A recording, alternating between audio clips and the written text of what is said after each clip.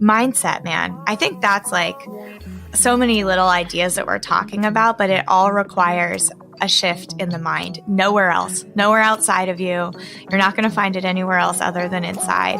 And for me, COVID and like the last few months have given me that gift of like really being able to go inside. That was Krista Ripma. Welcome back to Seeker and Sage, everybody. My name is Danny Pomploon, and I'm your host. Today is session 137. I got my good friend Krista on the show. She is no stranger to the show. This is the third time on. She is my marketing gal. She's actually the marketing queen. And this is one of the first episodes where we didn't talk about anything marketing, we actually ended up talking a lot about mindset. As y'all know, I've been keeping these conversations pretty much as real as possible because all I can do is show up and be me today. So this is what we got into. We talked a little bit about our growth, some changes that we're going through on both our lives, and really making everything sustainable based on our agency of choice, which has been pretty cool. A quick heads up for everybody. Every year I lead my normal retreat over New Year's, and it's the Soul Reset. It's a very tuning in retreat. This year it's obviously not happening because of COVID, but I decided that I still wanted to give this gift to everybody because I really do believe in the power of meditation, restorative, and pranayama. So I have created an online version of it. We're starting it on October 12th. It is a 20-day journey of, again, meditation, pranayama, some reflection, and some restorative classes. Every day you get an email to touch in. I'm also doing 3 live philosophy calls, and it's all free. It's 100% for you.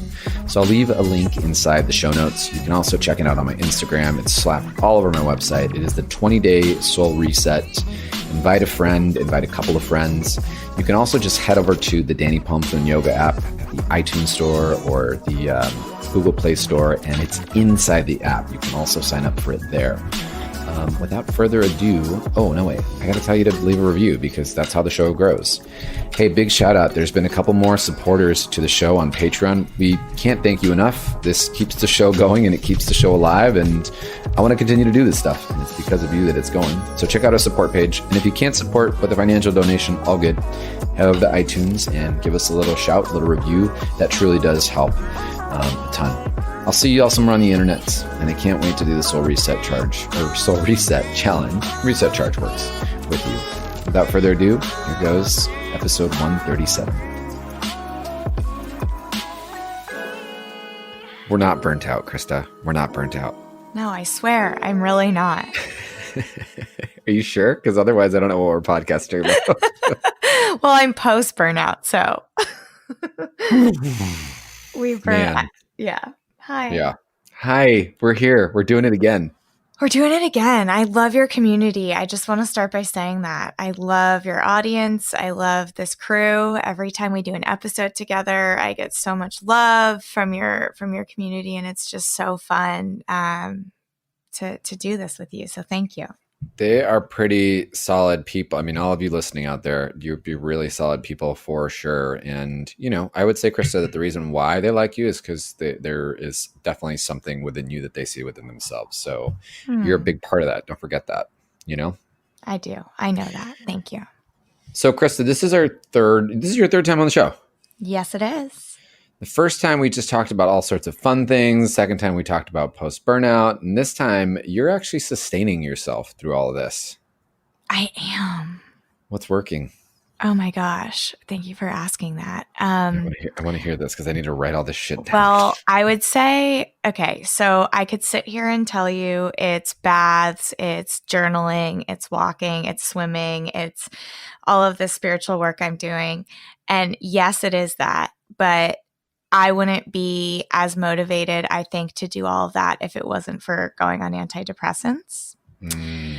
And so I have to honor that process and say that because I don't want to give all the credit away because I have made so many changes, like huge changes, which I've told you about within the business, personal life boundaries, cord cutting, psychic surgery, you name it. But I also did my anxiety with COVID and stuff that was happening in my personal life and work. It just got to be a lot. Like we talked about burnout last time. I don't even know if I knew what burnout was at that point. Like it can always get worse. And it definitely did. And I definitely hit a wall. And it was my friends who said, you know, I think that you really need like an extra little boost of serotonin right now. Like this is not, I don't think you can do this on your own. And I heard that advice, and I have people who really look out for me. I'd been on antidepressants like a decade ago. And so the plan was to go on and taper off within a year. And I'm just like 2-3 months into that, and just feeling very grateful that I made that call for myself. It's not easy to like make that call to your doctor. And I just am super grateful for Krista 2.5 months ago that picked up the phone and did that. And now I have been able to like come out of the dark and have all these practices in place that I just feel really good about. So I would say antidepressants were a big part of that, but I'm doing a lot of self-study, a lot of reading. I think we underestimate reading. Oh my gosh. Yeah, for sure. It's so powerful and like such a beautiful way to, I feel like TV is a great way to escape, but reading is a great way to like stay really present. I don't know if that makes sense, but yeah, so I've just been going slower, lots of rest, lots of bathing, lots of cleansing, lots of energy work, and knock on wood, it's been going really well. What was your experience like? I mean, I feel that on the depression part, like, you know, I broken record, Danny. I feel like I say the same things over and over again, and maybe I do, but whatever, here it is. You know, I have talked a lot about my depression online and on, you know, on the podcast, just in period. I've talked a lot about depression and being like just face down in a black hole for the last few months. And I'm finally feeling like I'm getting out of it. Me and you talked about this on a personal level about how, you know, we'd both been struggling. And, you know, what I realized is I wasn't necessarily being vulnerable to myself. Like I was having these conversations at the start of it, right, with other people, and I was expressing that, but I was excusing my own experience. You know, I would say things like, yeah, I'm going through it, but we're all going through it. Or I'm really sad right now because of COVID, but everyone's really sad right now because of COVID. So it actually was stealing the actual vulnerability piece away from myself because I wasn't acknowledging my experience and letting me have my own experience. Instead, I was putting it off to everybody's experience.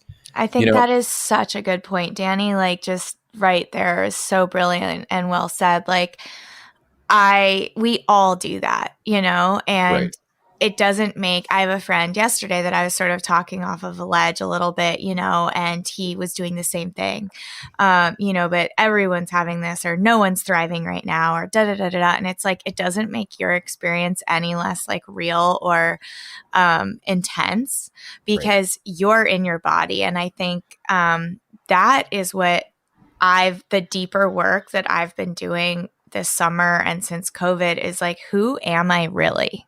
Like, I know who the world thinks I am. I know who my friends think I am. I know who I think I am, but like, who am I really? And to sit with that and answer those questions, you have to be able to give yourself permission to like be in the moment that you're in, to really feel it and like connect with what's really going on. And, just like giving less fucks, you know, I think that's a big piece of this whole thing. Like, yes, a lot of people are struggling right now. A lot of people are thriving right now, but you're having your own experience right now, which deserves attention, especially from yourself. Right. Yeah. And, you know, we look at the practice of, you know, like at least mindful meditation, you know, the actual art of mindfulness itself. When we start to identify those things, like identify and observe the feeling, you know, versus bypass it. If we bypass it, we don't get to own it. And when we don't get to own it, it owns us, you know? So in the actual, like you look at, have you read the book? Oh my gosh, I'm going to butcher it. Let me turn around and look at my bookshelf so I don't mess this one up. But it is Full Catastrophic Living by John Kabat-Zinn. No. Oh my gosh. It's first off, it's really thick. It's a really thick book, but I'm in the middle of this meditation teacher training right now because I wanted to do something to kind of just like pep up my teaching or whatever it was. Specifically because I really do believe in this. I firmly believe that towards the end of the year, we're going to need a lot more of this. So I wanted to just like boost myself up. But one of the things that he talked about in the book is, when we give ourselves the permission to own the experience, to say, I am in anger, I am in fear, I am in sadness or whatever, we then take ownership of that experience, whatever it is. And then we get to say, is this real? Is this really a right now moment? Is this a feeling? Right. And whatever the answer is, it's not like, okay, well, no, it's not real. And then it's over. But you get to say, okay, this isn't real, but what is? Like, what is it about this thing that is real? And so you start to go into the root of the problem versus the reaction of what's happening immediately. Yeah, I think, and just to take it a step further, is this real? And for me, I'm asking myself, is this mine? That's something that comes up so much for me, is like, you too, I know we're both like very highly sensitive people. And so in conversations that I'm having, or even in an Instagram. Can I interrupt you and say, I actually would say that we're not highly sensitive. We're deeply feeling people. Great. I love that even more. Yeah.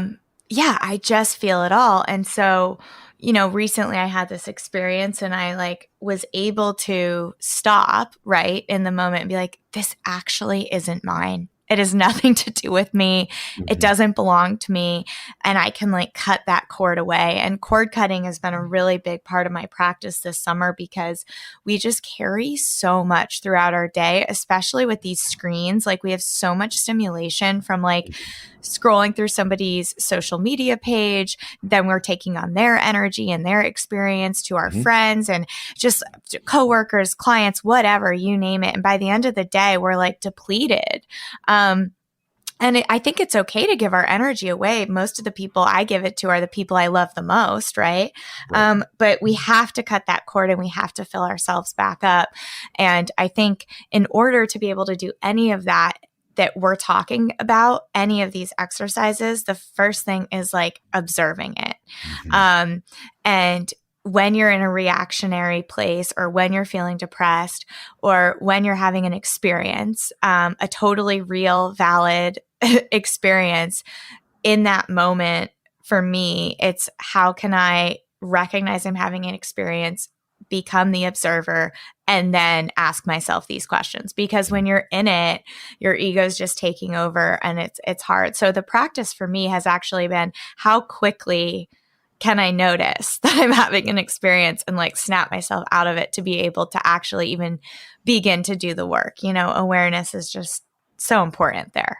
It's so hard sometimes. It's so hard. Are you kidding me? It's so hard. Like, I have no advice on how to do this sooner. I don't know if you do, but for me, it's just doing everything I've been sharing, like the reading, I think it makes me more present. And the more I hang out with that higher version of myself, that self that you get to talk to when you're deep in meditation, or you've been quiet for like at least 30 minutes, or for me, when I've swam like at least 20 laps, like there she is. Like, once all the bullshit is out of the way, I get to connect with her and I get to see her.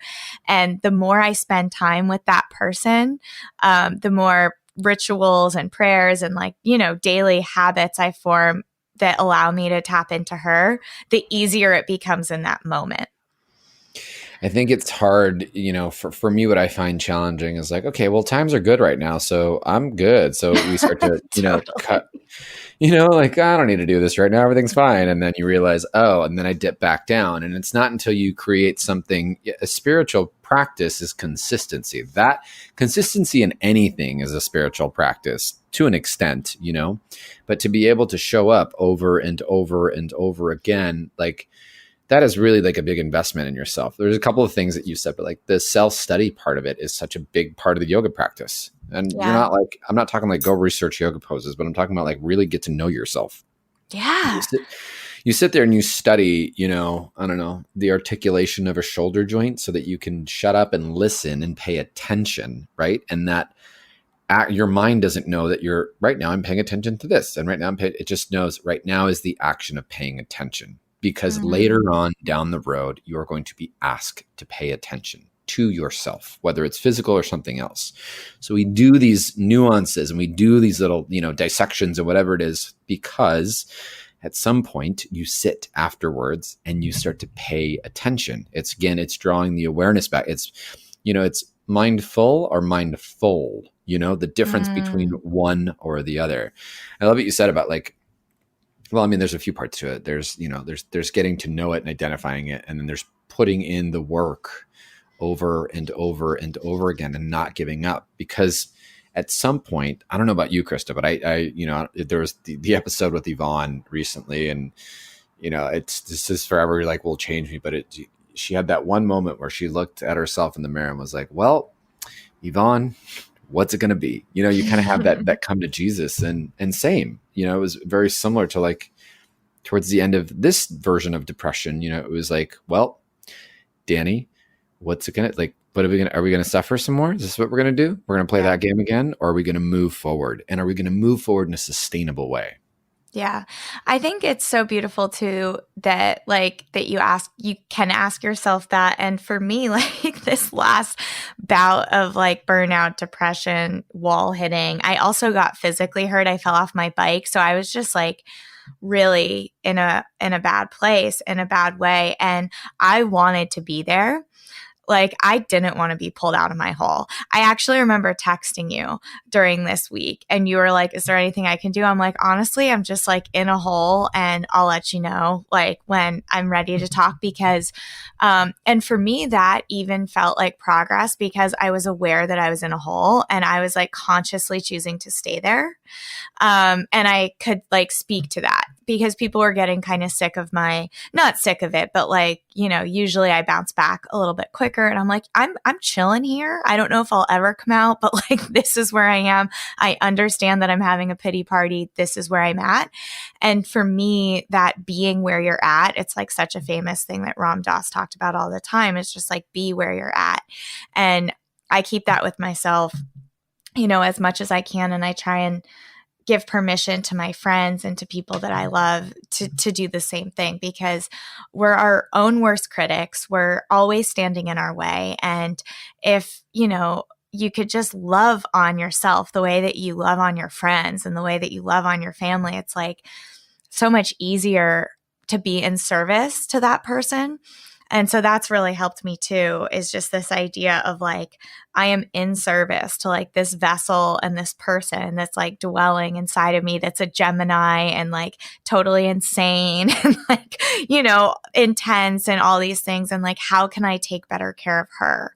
How can I support her? How can I make sure she gets to sleep and eats, because her blood sugar drops and all this stuff? And when I started being in service to myself, it was this thing to take care of, mindset, man. I think that's so many little ideas that we're talking about, but it all requires a shift in the mind. Nowhere else, nowhere outside of you.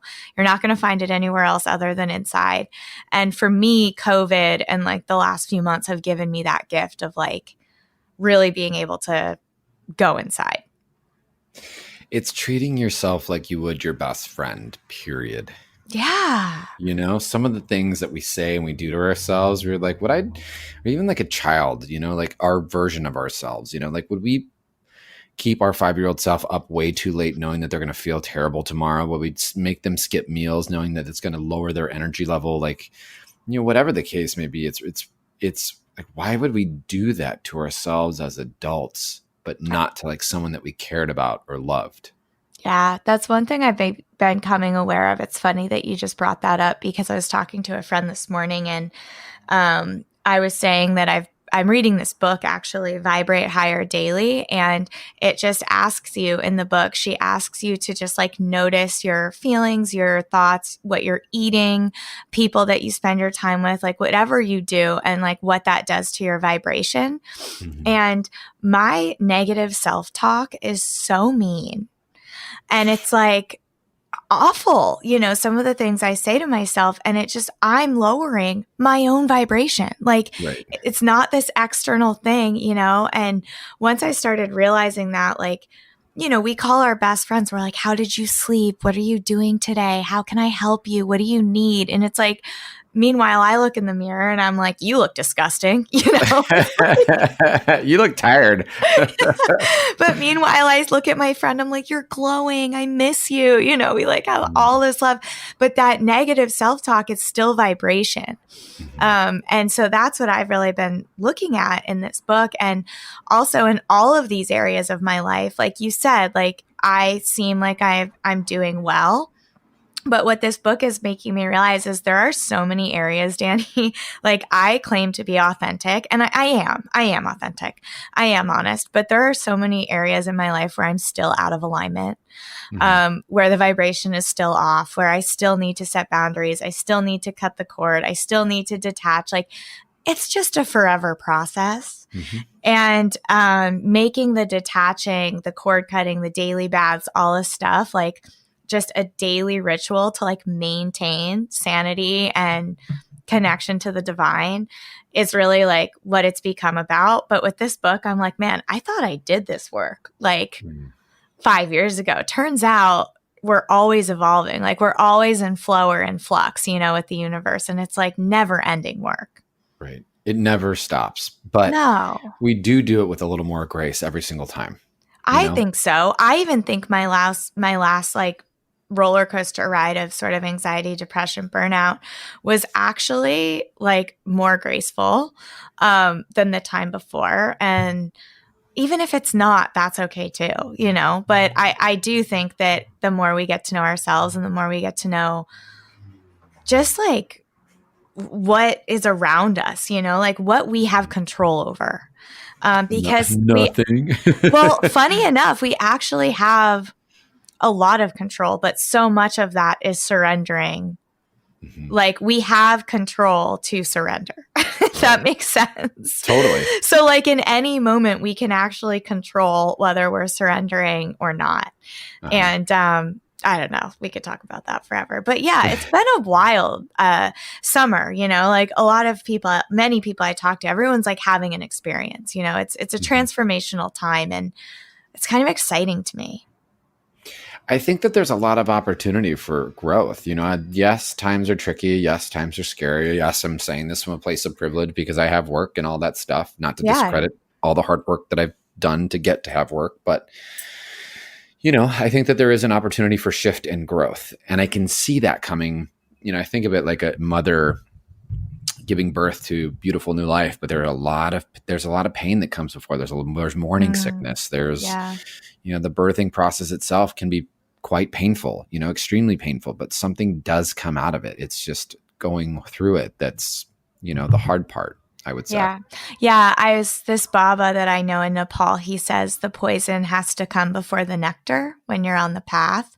And, I just feel like that is so profound. And whenever I'm feeling like righteous or judgmental or, and in any of these like weird holes that we've been in this last 6 months, I'm like, well, that means the nectar is coming, if I can remember that, especially like with business, I had a crazy thing happen, which led to the burnout. I lost a lot of money. I got pretty like screwed over by somebody I, admired. And it was just this like heartbreaking experience. But in that, realizing that it was like creating space for something new.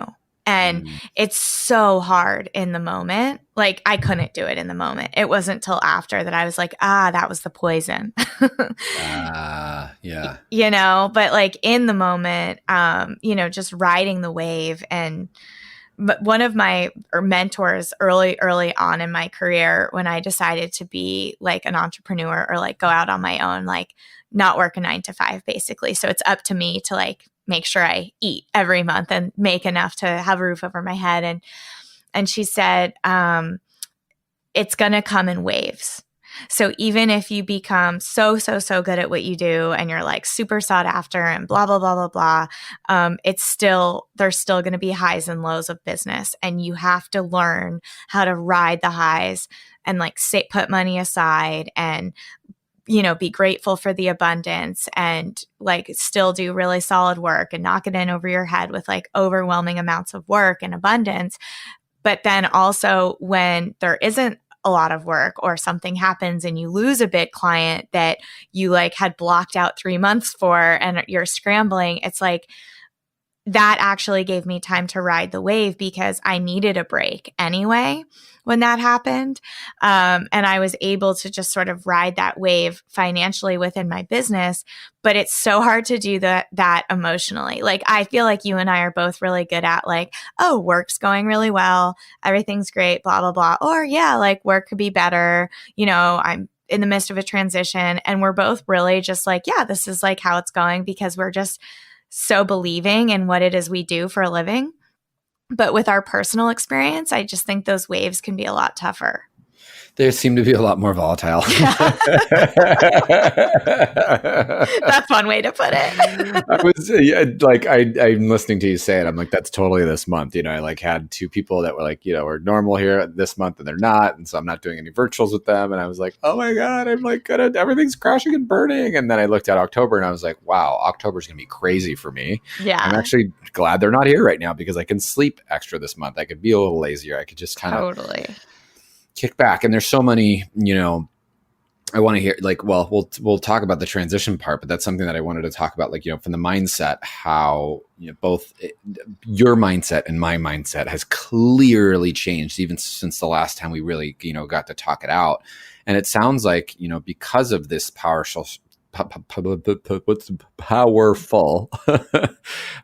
shift in mindset, you were able to shake things up and change things out and actually look towards the future and move forward. Yeah. I mean, it's so big. And I feel like kind of an idiot because literally everybody talks about mindset, like from yoga to business to like, and everything in between mindset is obvious. There's like a million books written on mindset, psychology, the whole thing. But it didn't click for me, I guess, until like 6 months ago, how powerful it really was. And once you like sort of have that realization, and I've been building myself up for this for years. I've been doing daily breath work, meditation, yoga for like a decade. I have all these tools, but it was like I was going through the motions, like I was intellectualizing it instead of embodying it, if that makes sense.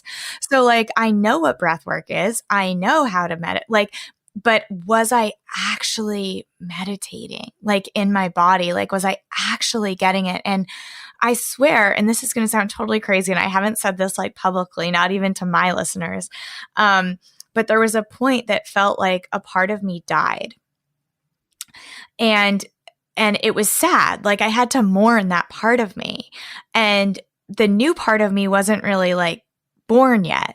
So there was this weird limbo where I was like in a cocoon or something and just nothing was really happening. And that was really hard because the mourning the old part of me, that makes sense.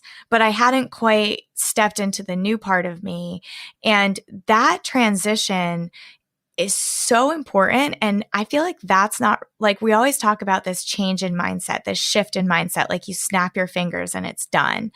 And for me, it was like a good, I would say 3 to 6 weeks of just like darkness.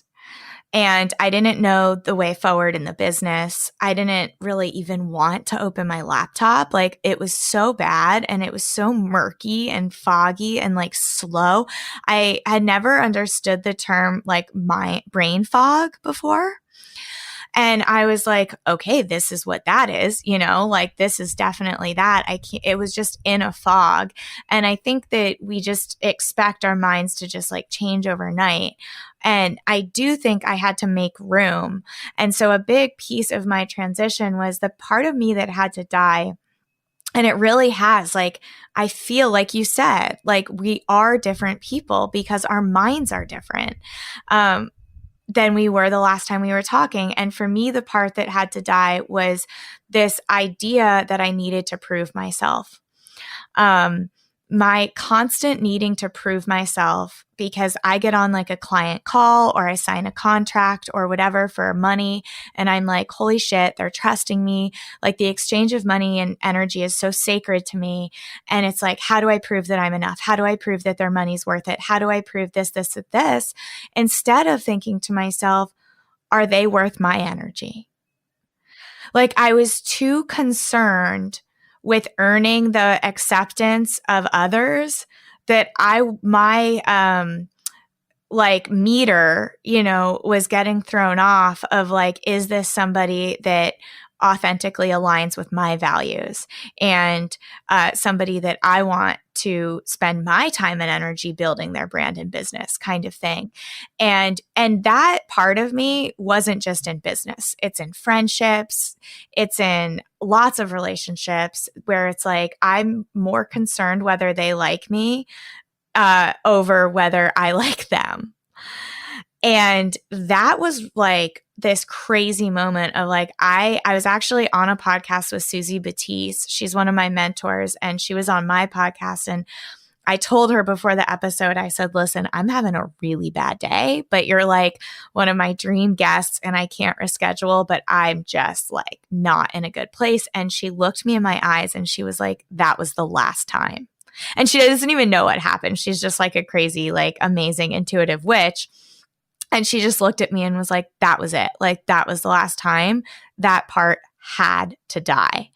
And I was just like, you're so right. And I really do feel different. And now that that part of me is gone, it created all this space in my mind for other limiting beliefs. I'm like, oh, like financial limiting beliefs or relationship beliefs or the fact that I was like really excited about doing intuitive sales trainings and sales coaching. But I was like, people don't want to hear about sales. Like people will think I'm not authentic if I'm talking. I'm like, fuck that. Sales is how the world goes round. It's like, and so I think like if once I actually stopped having something to prove, and I could just be me, that in itself is like so much more valuable to myself and to the world. And so that was like my major mindset shift this summer specifically, was just like be where you're at, A, and B, like stop worrying about the noise. Like there's so much noise. Somebody's always going to think something. Somebody's always going to misunderstand you. Like be misunderstood, be willing to be misunderstood and just like get quiet with yourself. She has so much to say and she's so wise. And if I just shut up and let her guide me, the answers are right there. And it's so much easier said than done. But I would say that's how I feel. I just feel more connected to myself, to my own intuition, to my own gut, and like less affected by the noise. And that feels really good. Yeah, I feel it. It's the deciding factor of like, well, the same, like I said earlier, like what's it going to be? Like what are we going to do this time? Are we going to continue to do the same old shit show or are we going to move forward? It's like the most important relationship is you with yourself. And whether you're in business, whether you're in relationship, whether you're walking down the street, like you're there, it's you and you're showing up in all of these different ways in your life. And we're so concerned and excited to help other people and to, do this kind of work for other people. And like we talked about just being in service to ourselves first, like it's not a selfish thing. It felt selfish to me at first, but I'm finding the more I rest, the more I get quiet, the more I connect to that person inside. I'm cooking for my husband. I'm checking in on my friends more. I'm like more available. I'm more present. My strategies are like killing it right now. I'm launching this, like things just flow. Right. Yeah. Yeah. I feel it. I'd say, I mean, often we're on the same page on a lot of stuff, but I feel it. I personally decided that I'm just not going to sit in that old pity party anymore. And I think it was important to sit, but then to really observe. And I was holding myself back on many different ways. Like I know I need more space. And so I'm finally, actually, believe it or not, today I'm signing a lease to a new space, and I have that's this so auspicious. I love that. It's pretty exciting, actually, what I'm turning it into. It's a loft, live work loft in San Francisco. And the downstairs is going to be strictly a yoga studio. I can host up to 12 people there, and safe. And there's a roof, and, my loft space is going to be like the living area. But like, I know that I need this to transform. And I know that my community, or our community, is going to need a space together at some point. And when I was able to just get out of my own way, the vision was just so clear. It was like, oh yeah, this is the path. This is how I move forward. And because of this, I'm like now deeper into my studies. And, like now I'm like doing this teacher training for meditation. And I know meditation, but I want to actually be skillful at it because I know that I want to lead in a certain type of way now. Does that make sense? It does. And I'm sitting here smiling for you because I feel that like your sanctuary. I like feel this place. It's going to be your sanctuary. And the biggest thing that I think that I am taking away from this, and just from this time and having this conversation, is what you just said, and getting out of your own way. Like, I'm about to drop an email to my email list, and it's called The Biggest Break in My Flow. And guess what the biggest break in my flow is? It's you me. Getting out of your own way. It's frickin' me. Like 9 out of 10 times, you are what's breaking the flow. And again, going back to full circle, having the observer on and being able to witness, right, and become aware of where you're standing in your own way is the first step. But I'm telling you right now, there's like 3 things that you could do in any area of your life that doesn't require any exterior thing to change, except for you to make a decision, you to do the thing, you to write the thing, say yes to the thing, right? Tell the person the thing. Mm-hmm. And it's like, once I realized that within my business and within my life, like, I'm so happy for you about moving. That's just, I'm so excited. I've been, we're a little bit in limbo right now, where I'm ready for my sanctuary. Like, I'm ready for it. And we're renting from a friend, and it just makes sense financially and blah, blah, blah. Like all these reasons why we haven't moved into our own place. But I realized I can make everywhere I go my sanctuary. Mm-hmm. My plants right now, I put my desk in my shrine room because it's like filled with such good juju, and I have all these plants around me. I have my essential oils, my angel cards, my journal, my candles, and this room is a vibe, and it's like totally a sanctuary. And there was the only thing in my way from doing that was me being like, oh, like you just have to wait until you move into a new place. There's nothing you can do right now. It's like, actually, there's a lot you can do right now. Like as simple as changing a light bulb. Like I hated the like tint of light that was in the room, and I changed the light bulb. It's like, oh, like a little tiny thing goes so far. Like small as lighting a candle.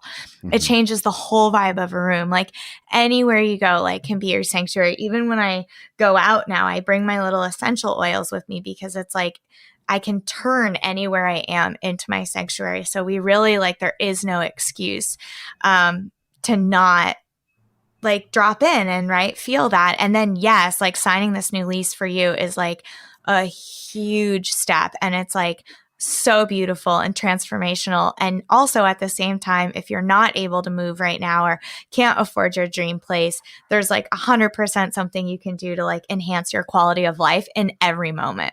Totally. 100%. Yeah. You don't need to move to a bigger apartment to make it happen. But I'm so proud of you. My heart, like I can feel it for you. So that's so special. It is just about time.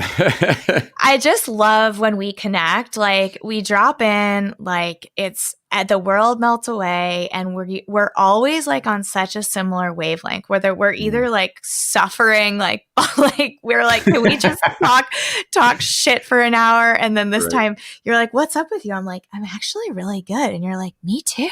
Yeah. There's a clear shift. It's beautiful. It's just always evolving, and I appreciate your friendship, and I appreciate your audience, and being able to have these real conversations. It's like, It's so special. And I know it makes me feel less alone. Yeah, I was going to say that you literally took the words right out of my mouth. Us having this conversation, even about our mindsets and what we do for that, and tuning into that, you've just given a bunch of people that are listening permission to have that conversation with themselves. So thank you.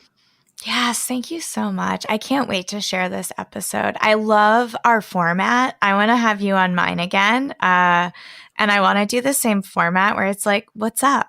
What are we doing today? How are we feeling? What should we talk about? You were like, what are you doing? I was like, well, I just picked an angel card and yeah.